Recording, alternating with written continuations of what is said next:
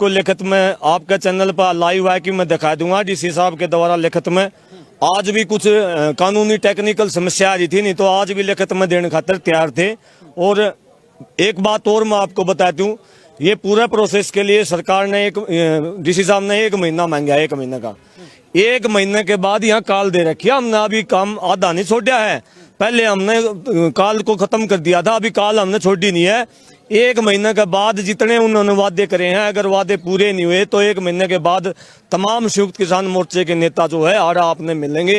ये फैसला मैं नहीं करके आ रहा, पूरा संयुक्त किसान मोर्चा करके आ रहा है, हमारे सीनियर किसान नेता करके आ रहे हैं और पूरी मजबूती के साथ करके आ रहे हैं। मुख्य कौन से फैसलों पर मुहर लगी?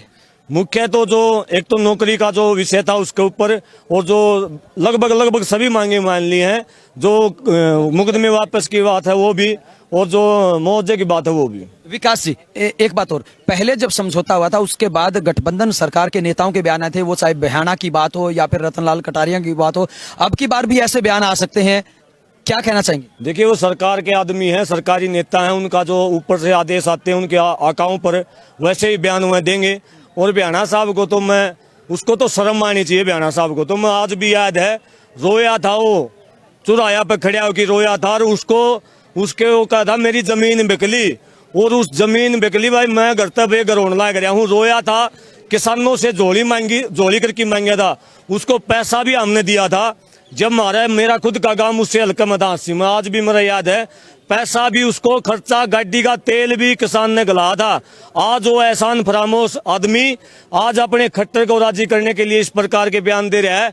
भाई बयाना साहब, आप आगे भी याद रख लियो, टेम फेर बोर्ड किया होगा तो तुम्हें फिर दोबारा से किसानों के पास जाना पड़ेगा। उस एहसान को बयाना साहब भूल गया, बाकी तो सारे कंधे जो कंधे, लेकिन कम से कम बयाना साहब को ऐसा नहीं करना चाहिए था। विकास जी, आज जिस प्रकार से आपने बताया कि हरियाणा सरकार ने दखलंदाजी करके ये सहमति बनाई है, तो क्या हरियाणा सरकार के साथ आपकी सहमति बन गई है? अब गठबंधन सरकार के नेताओं का विरोध नहीं होगा? आज भी हमने क्लियर कर दिया कि ऐसे ही विरोध करेंगे, क्योंकि ये हमारा विरोध करना हमारा शौक नहीं है, ये एक आंदोलन का स्वरूप है और ये संयुक्त किसान मोर्चे की काल है। हम ऐसे ही विरोध करेंगे। कोई भी जेजेपी बीजेपी का कोई भी नेता आओगा, मंत्री आओगा, मुख्यमंत्री आओगा, बिल्कुल भी मुकदमों से नहीं घबराएंगे, ना इन समझौते में हमारी कोई ऐसा समझौता है हम विरोध नहीं करेंगे। क्लियर कट कह दी कमिश्नर को, हम विरोध करेंगे, आप अपनी संभाल रखियो, हम हमारी रखेंगे। और अगर 1 महीने के बाद समाधान नहीं हुआ तो इसी पार्क के अंदर या ये जगह ये लोग दोबारा से झमेला होगा, इतना इससे भी 4 गुना होगा, और उसके बाद कदे जिंदगी में कोई समझौता ऐसा नहीं होगा। समझौता सारा ऑन दी सपोर्ट होगा।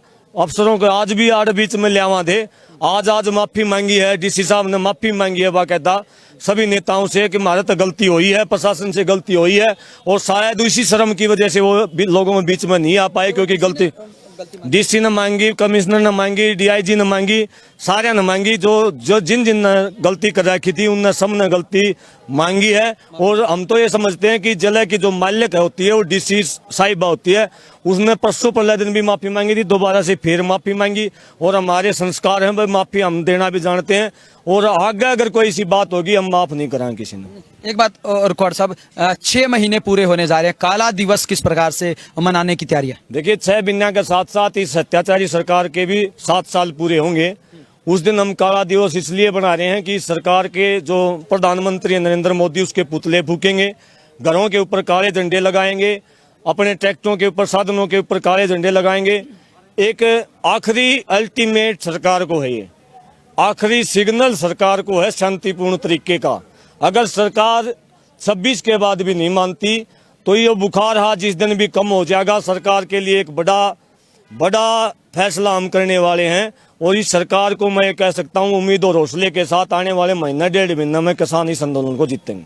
जी बिल्कुल, ये देखिए, ये थे किसान नेता विकास सिस्टर, जिनकी तरफ से ऐलान कर दिया है कि वो हर हाल में इस आंदोलन को जीतेंगे। लगातार बिंदास हरियाणा के माध्यम से हम पल पल की अपडेट आप तक पहुंचा रहे हैं, और लोगों की जुबानी, जो किसान नेता है उनकी जुबानी हम आपको सुनवा रहे हैं कि आखिरकार